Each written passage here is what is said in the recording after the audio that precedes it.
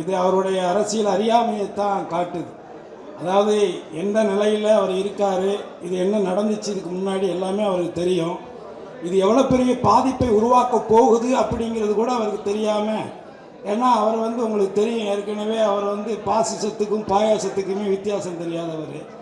அப்போ அவர் இன்னைக்கு சொல்கிறாரு அப்படிங்கிற பொழுது இது வெறுமனே வாக்கு உரிமைகளை மட்டும் நீக்குவதற்கான நோக்கம் இல்லை, இது குடியுரிமையை இழக்கிறதுக்கான ஒரு முயற்சி தாங்கிறது எங்களுடைய குற்றச்சாட்டு. அதற்கு 1000 ஆதாரங்களே இருக்குது. ஆக அதனுடைய வலிமை எதிர்காலத்தில் தமிழர்கள் தனித்து விடப்பட போகிறாங்க.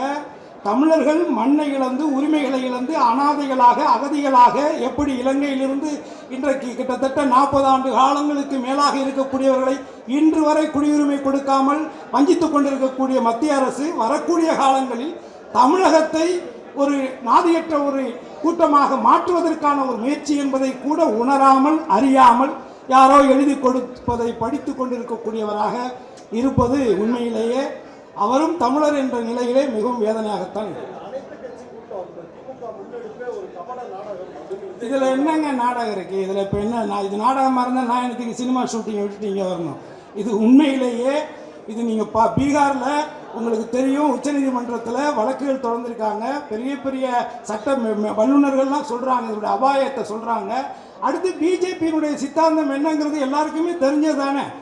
அவங்க ஒரே இந்தியா, ஒரே ரேஷன் கார்டு, ஒரே ஆதார்னு அடிச்சுக்கிட்டாங்க. இன்றைக்கி ஆதாரே அலோடு இல்லைங்கிறாங்க.